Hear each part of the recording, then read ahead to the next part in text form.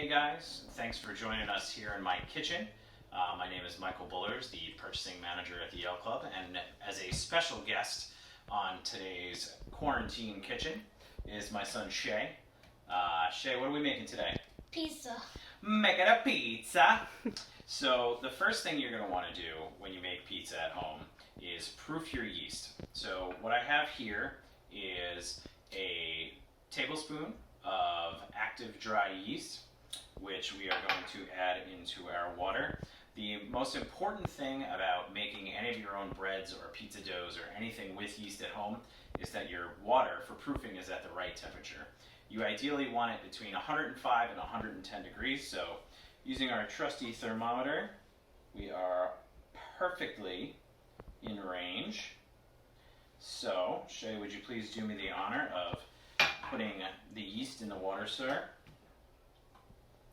To that, we are also going to add a tablespoon of honey. Honey is great because it is essentially liquid sugar. And the great thing about yeast, like somebody else that I know, is that they eat a lot of sugar and then they burp and they make wonderful bubbles that you know as the light, fluffy, crispy texture in pizza dough or other things like bread. In addition to this, can you stir that for me? We are going to put a teaspoon of olive oil. So then we want to let the yeast do its thing and eat that sugar. And we're going to let that rise and proof and bloom for about 10 minutes. While that is going on, Shay, you're probably good on the stirring there, bud. Thank you so much. Can you put the flour? So this is 2 cups plus 2 tablespoons of flour. We're going to put it in a large mixing bowl. And then additionally, we are going to put our tablespoon of salt. And then we're going to let this sit just for a minute. And once you start to see all this wonderful bubbling going on top, then we are going to add our water, olive oil, and yeast mixture into our flour and salt.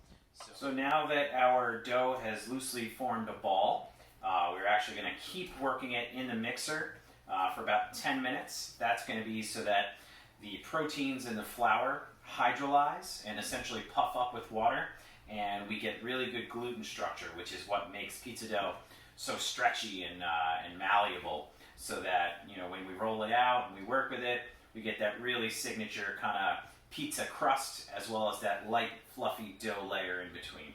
So we're going to run this on high and then we'll be back. All right, so our dough is worked and we've got all the necessary gluten. So the next step is to give this a nice quiet place to rise. So we are going to remove our dough hook, take our bowl off, and then Shayman, do you want to slide that puppy on in there? Yep, beautiful. What you want to do with this is just make a nice bowl, and all we've got in here is just a little bit more flour to work with, and the dough is nice and flexible. So then the final step to the dough before we roll it, bake it, and eat it is we're going to let it rise. So just want to cover it with a nice clean tea towel and put it in a cool, dark, dry place. And we're going to give that about a half hour, 45 minutes. And when we come back, there should be about double the size of this dough ball. While that's happening, we're going to make our sauce, preheat our oven, and get all of our cheese and other toppings ready. So now we are going to make our New York style pizza sauce. You want to start with a medium-sized saucepan, and you're going to go ahead and turn your heat on to about medium to maybe 1 notch towards high. The first thing you're going to want to put in the saute pan is the olive oil, shallots, and garlic, which are all in one bowl here. Shay, you can go ahead and pour those in.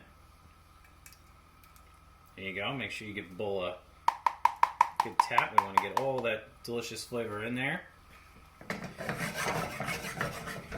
Alright, so we're going to let that heat up.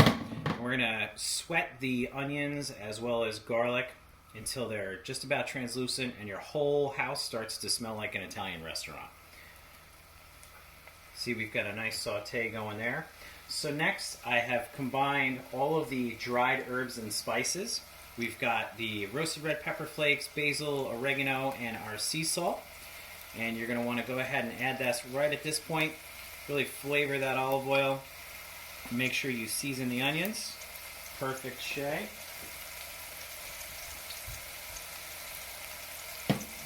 Can you give me a little bit of a stir there, buddy? Just make sure all those herbs and spices are all together. I'm going to back off the heat just a little bit. Does it smell like a pizzeria in here yet? Yeah? Alright, so we are going to add our first batch of tomato sauce. So these are just whole canned, peeled San Marzano tomatoes that I've taken a immersion blender to, which is just a fancy word for a stick blender, and we've pureed them down nice and fine because the rumor on the street is that our camera lady doesn't like chunks of tomato in her sauce. So we made it nice and smooth so that she's happy, and she keeps filming for us. And we're going to put the last bit of our tomato product in here, and we're going to let that come up to just a bare simmer. I think that is a great job stirring there, sir. Now this should give you about enough sauce to make about 4 to 6 pizzas worth, depending on how much sauce you like on your pie. So after that simmers for just a bit, we're going to finish it with a little bit of butter. The butter kind of takes the edge off the acidity in the tomatoes and really rounds out the flavor with fattiness. So Shay, do you want to go ahead and plop those chunks of butter in? Right in the pot. Alright, watch this. Okay. I'm going to give that a little stir. Perfect. And that butter will melt right in there. And like I said, just a bare simmer for about 10 to 15 minutes, no more than that. On the original recipe, it does call for sugar, but unfortunately my Italian-American background won't allow me to put any kind of sugar in any tomato sauce whatsoever. It's just something that I cannot get on board with. Tomatoes are naturally sweet enough for me. But if you like it, by all means, feel free to sweeten up your tomato sauce. Alright, so after about 45 minutes, we have our dough, which has risen to about, I'd say, 3 times the size. So what we are going to do is pop this out of here. Okay. Place that on our floured cutting board, which is actually going to double as a pizza paddle too, mostly because mine broke, but if you're in a pinch and you want to get an $8 cutting board from the hardware store, bamboo one will do just fine. So I'm going to cut this into 4 different pieces because there are 4 of us here and everybody likes their own different individual toppings. So for these, I'm going to start by making little individual ball like this. Okay. Then I'm going to plop it down for the Shay Man. Oh, you want to do your own ball? Yeah. Okay. Oh, all right. what are you talking about, bro? All right. So I've given Shay a rolling pin.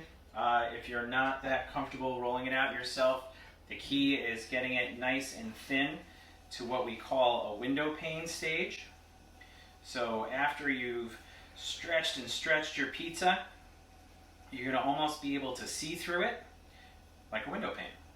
And that's when you know you've kind of gotten it thin enough that you'll get that beautiful crispy crust and have just that perfect little bit of doughy goodness underneath the cheese.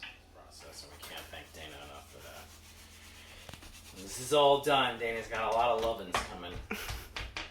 No, she just gets the food. That's okay. She gets the food to be made. Is that her payment? Food is love.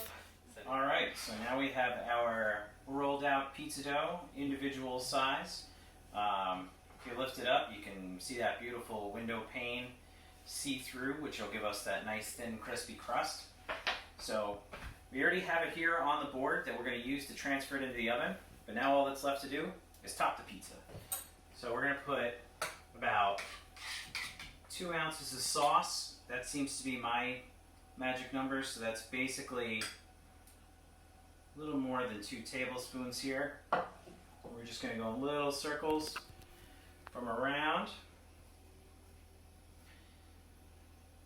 What do you think? You think we need a little more sauce?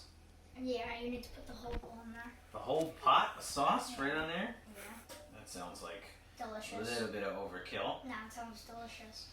That looks like exactly the amount of sauce that I want. Okay. So next we're going to put a blend of shredded mozzarella cheese and some shredded Parmesan. You want to do the honors? Spread Think that that's salt, enough bro. cheese? Spread that salt, bro. Okay. I'll do the salt. You want to put the Parmesan? Yeah, I'll do the Okay, you can put the Parmesan. Ooh. Make sure you do it nice and high, so you want to spread it all out evenly over this pizza. Beautiful. There we go. Pepperoni. You can have a pepperoni, yes. So, what he hasn't eaten, I'm going to put on this pizza, pepperoni-wise. What? You're gonna put all that pepperoni on I'm the going to put some of the pepperoni on the pizza. you Yeah, can Mom, have the rest Mom. of the pepperoni. Mom! Alright, so here we have a half pepperoni pizza because the pepperoni bandit has robbed me of the rest of my pepperoni. So I'm going to transfer this to a 450 degree oven. I have a pizza stone in the oven. It's on the lowest rack. I've given my oven at least a half an hour to preheat so you get nice even baking across the way. When it's been in the oven for about 4 minutes, I'm going to take the pizza and I'm going to turn it by a quarter turn just to make sure that there's no hot spots and it's all evenly cooked on the bottom. So I'm going to pop this in the oven and in about 8 minutes we should have a beautiful pizza. So what we want to look for is golden brown crust and edges. And that pizza looks like it's just about perfect. Alright, so all that's left with our homemade pie is to slice and serve. Watch yourself there, buddy. Hey, how do you get those pepperonis? There's lots of finding ones. I got it. You need a guy? I could get you some pepperonis. Where is it? Right in front of you. Give me the pepperonis then. Alright. Do you want a pepperoni piece or a regular piece? Are you there? Alright, There's so, pepperoni pizzas. alright. Cheers. Watch out, but it is very hot. Ow, can't touch this. No, can't touch this. God. And that is all you need to make homemade pizza. Enjoy, guys. I'm losing for it. I'm glad you like it. Sure you don't want to try pepperoni piece? Yeah.